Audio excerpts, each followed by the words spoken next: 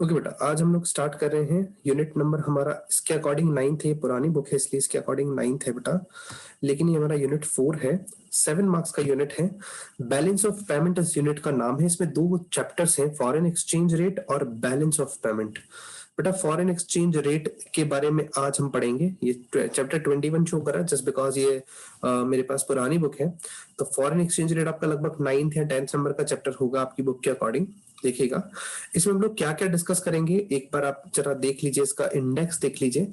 Meaning of foreign exchange rate. Foreign exchange rate का meaning क्या होता है? एक सिस्टम और टाइप्स ऑफ एक्सचेंज रेट। कितने टाइप के सिस्टम्स होते हैं एक्सचेंज रेट में और कितने टाइप की एक्सचेंज रेट होती है। Determination of flexible exchange rate और इक्विलिब्रियम एक्सचेंज रेट। हम लोग ये डिटरमाइन करना सीखेंगे कि फ्लेक्सिबल एक्सचेंज रेट कैसे निकालते हैं या इक्विलिब्रियम एक्सचेंज रेट कैसे निकालते हैं। डिवैल्यूएशन और रिवैल्यूएशन ऑफ द करेंसी, ये वाला टॉपिक बड़ा अच्छा होने वाला है। मैनेज्ड फ्लोटिंग और फॉरेन एक्सचेंज मार्केट, ये सारे टॉपिक्स हैं हमारा जिनको हमें डिस्कस करना है इस पूरे चैप्टर में।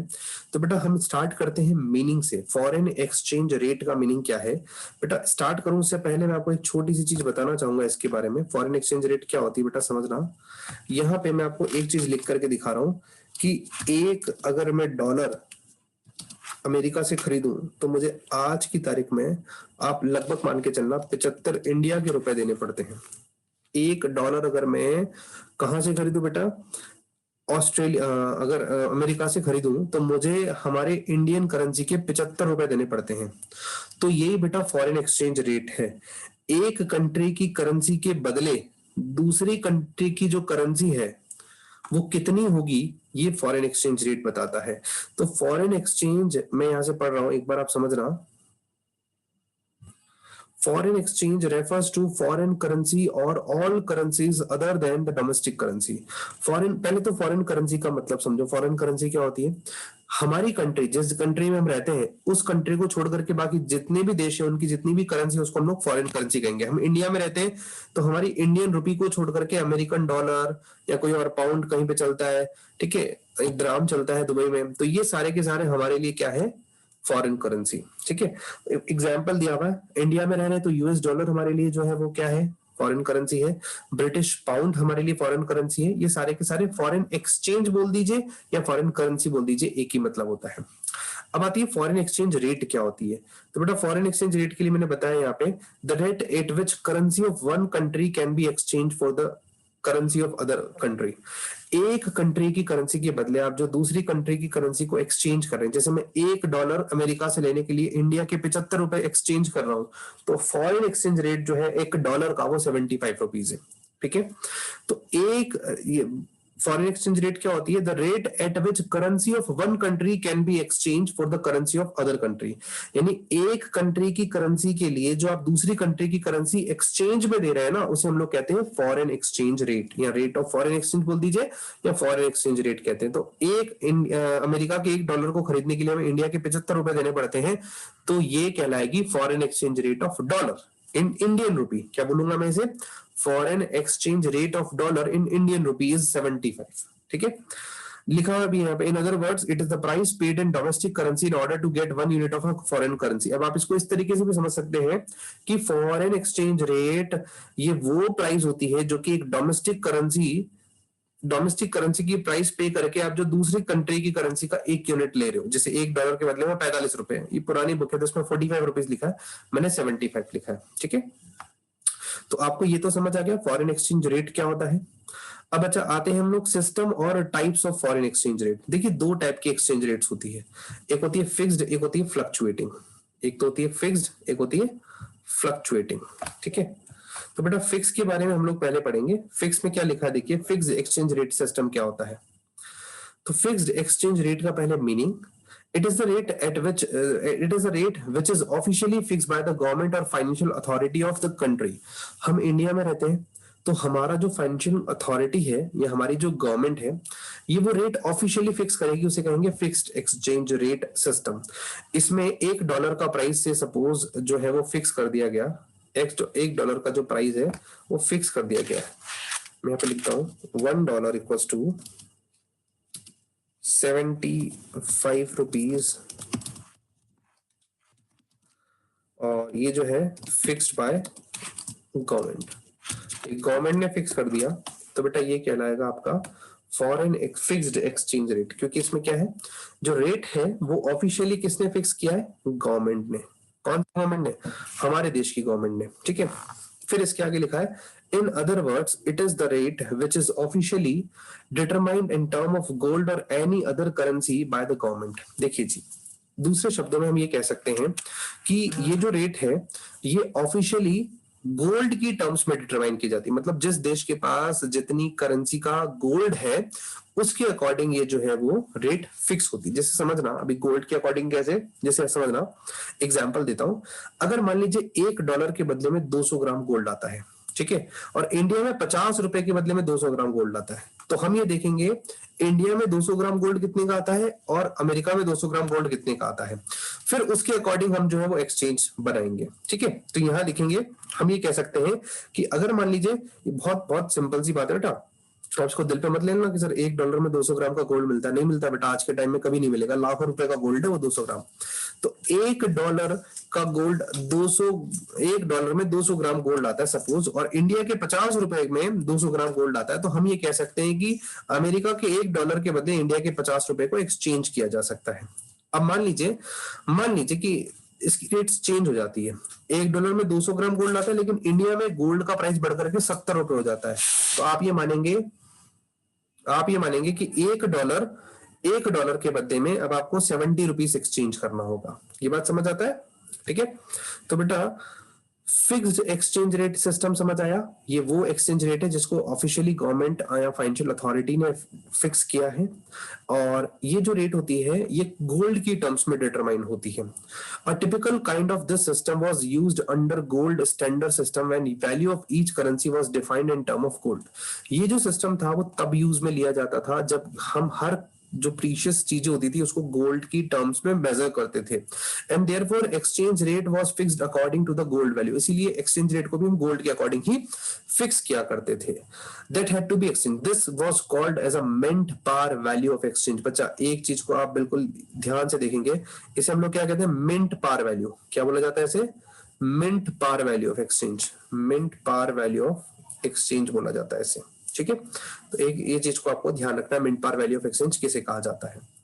अब आते हैं बेटा हम लोग मेरिट पे, इसके क्या फायदे और क्या नुकसान है फिक्स्ड एक्सचेंज रेट सिस्टम के, क्या हुआ करते थे, अब तो ऑलमोस्ट नहीं होता ऐसा। First is stability. स्टेबिलिटी का मतलब होता है स्थिरता।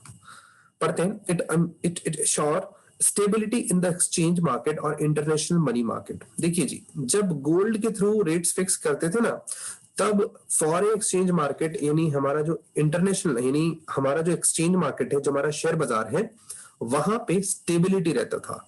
मतलब जो प्राइस है, जैसे मैंने किसी अमेरिका से कोई मान लीजिए $500 का कोई ऑर्डर प्लेस किया है, तो बेटा $500 फिक्स है, मुझे $500 इंटू 75 रुपए के हिसाब से इंडिया की करेंसी में पेमेंट करना है, चाहे वो 1 महीने के बाद मुझे डिलीवर करे, ठीक है। तो इसमें क्या होता है कि आपका जो वैल्यू है, जो आपकी करेंसी का वैल्यू फॉरेन एक्सचेंज रेट है, वो गवर्नमेंट ने फिक्स कर रखी है। तो यहां से स्टेबिलिटी आती थी एक्सचेंज मार्केट में, हमारे इंडिया के एक्सचेंज मार्केट में या इंटरनेशनल मनी मार्केट में। डे टू डे फ्लक्चुएशंस जो थे वो इसमें नहीं होते थे, और ये लॉन्ग टर्म इकोनॉमिक पॉलिसीज बनाने में भी काफी हेल्प करती थी फिक्स्ड एक्सचेंज रेट सिस्टम, ठीक है। इसके बिहाफ पे हम एक्सपोर्ट और इंपोर्ट्स कर सकते थे बिना किसी डर के। अब आपको डर की बात बताता हूं बच्चा मैं, अगर मान लीजिए हम किसी से कोई गुड्स इंपोर्ट कर रहे हैं, मान लीजिए वो $5000 का कोई गुड्स है जो हम ऑर्डर प्लेस कर रहे हैं। अब $5000 बेटा जब मैं सामने वाले को पे करूंगा, मान लीजिए आज मैंने ऑर्डर दिया, मैंने उसको $100 का एक एडवांस अमाउंट दिया, ठीक है। अब मान लीजिए वो 1 महीने के बाद गुड्स को डिलीवर कर रहा है, तो बेटा $4900 का जो पेमेंट है मुझे 1 महीने के बाद करना है जब वो डिलीवरी देगा। तो मान लीजिए जब मैंने ऑर्डर प्लेस किया था तब प्राइस था $50, यानी $1 के बदले में $50 मुझे एक्सचेंज वैल्यू देना पड़ता था। अब मान लीजिए $1 के बदले हो गया $60, तो बेटा मुझे $1400 पे हर डॉलर पे $10 का लॉस हुआ है, तो $1400 पे 49,000 रुपीज का लॉस हो जाएगा। सिर्फ किस वजह से लॉस हो जाएगा, ये प्राइसेस में फ्लक्चुएशन आने से। समझ आई बात। तो मुझे डर रहता था जब मैं एक्सपोर्ट और इंपोर्ट किया करता था, जब ये सिस्टम फिक्स एक्सचेंज सिस्टम था, तब डर नहीं था, ठीक है। अब ये डर है, क्योंकि अब आप जब कभी आप किसी के साथ कोई कॉन्ट्रैक्ट करोगे, तो बेटा आपको सेम टाइम पे उस कंट्री की करेंसी को बुक भी करना पड़ेगा, है ना। ये जब आप प्रैक्टिकली समझोगे ना तब आपको ये सारी चीजें समझ आएगी। अच्छा आगे पढ़ते हैं। Encourages international trade.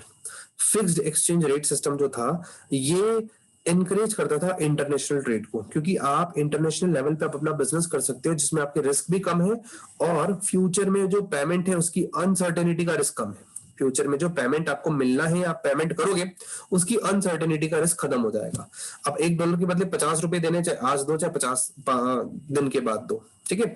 तो ये इंटरनेशनल ट्रेड को एनकरेज करता है। Third point is coordination of macro economic policies. Macro level पे जो पॉलिसीज बनाई जाती है उनको भी कोऑर्डिनेट करने में हेल्प करता है। जैसे हम देश के बेसिस पे जब हम बात करते हैं मैक्रो इकोनॉमिक्स की, तो हम बात कर रहे हैं पूरी इकोनॉमी की। तो इकोनॉमी के लिए जब हम लोग कोई पॉलिसी बना रहे हैं तो वहां पे ये जो फॉरेन एक्सचेंज रेट है वो काफी हेल्पफुल होती है। काफी चीजों के ऊपर ये फॉरेन एक्सचेंज रेट जो है वो काम आती है।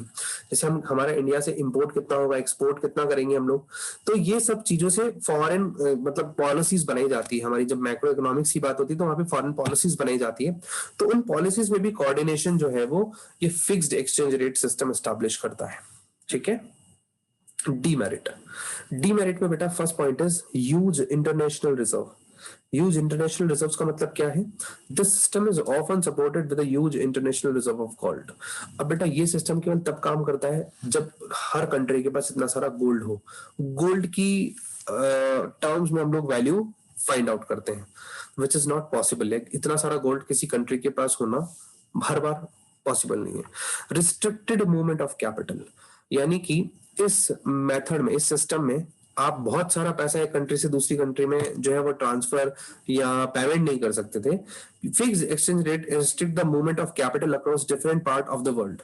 यानी फिक्स एक्सचेंज रेट में एक रिस्ट्रिक्शन था कि आप अपना कैपिटल का जो मूवमेंट है वो अलग अलग कंट्रीज में नहीं कर सकते ज्यादा। Accordingly international growth process suffers, इसीलिए जो इंटरनेशनल ग्रोथ प्रोसेस है उसमें काफी कमी आई। Since exchange rate is fix, exchange rate हालांकि फिक्स थी, इन्वेस्टमेंट भी फिक्स था, इन्वेस्टमेंट भी बढ़ नहीं रहा था, ठीक है। Discourages venture capital. जो फिक्स्ड एक्सचेंज रेट सिस्टम होता है बेटा, इसमें वेंचर कैपिटल जो है वो आपको मतलब वेंचर कैपिटल डिस्करेज किया जाता है। मतलब वेंचर कैपिटल का मतलब होता है जब आप एक कंट्री में रहकर दूसरी किसी कंट्री के कंपनी के साथ टाई अप करके बिजनेस स्टार्ट करो, तो ऐसा फिक्स एक्सचेंज रेट सिस्टम में नहीं होता था, ठीक है। International money market is restricted largely to the international payment of export and import. अब इसमें जो फिक्स एक्सचेंज रेट सिस्टम था ना, ये केवल तब काम करता था जब आपने कहीं से इंपोर्ट किया है, एक्सपोर्ट किया है, सिर्फ वहां पे सेटलमेंट के लिए ये वाला फिक्स एक्सचेंज रेट सिस्टम काम करती थी। Rigidity in resource allocation. Fixed exchange rate imparts rigidity to the allocation of reserves, particularly in the area of international trade. देखिए जी, इंटरनेशनल ट्रेड के एरिया में रिसोर्सेज को अलोकेट करने पे रिस्ट्रिक्शंस होता था, रिजिड नेचर के चीजें होती थी। मतलब आप काफी सारा पैसा किसी दूसरी जगह पे ट्रांसफर नहीं कर सकते, आप केवल एक्सपोर्ट और इंपोर्ट के लिए जो है वो अपना इस रिजर्व को, इस फिक्स एक्सचेंज रेट सिस्टम को यूज कर सकते थे, ठीक है। तो बेटा ये तो मेरा पूरा होता है फर्स्ट वाला point, fixed exchange rate system, ठीक है। अब सेकंड आता है फ्लेक्सिबल एक्सचेंज रेट सिस्टम। बेटा फ्लेक्सिबल एक्सचेंज रेट सिस्टम क्या होता है पहले मैं आपको ये पढ़ा देता हूं। इसके मेरिट और डिमेरिट सबसे लास्ट पेज पे लिखे हुए इसी चैप्टर के, वो भी हम लोग पढ़ेंगे।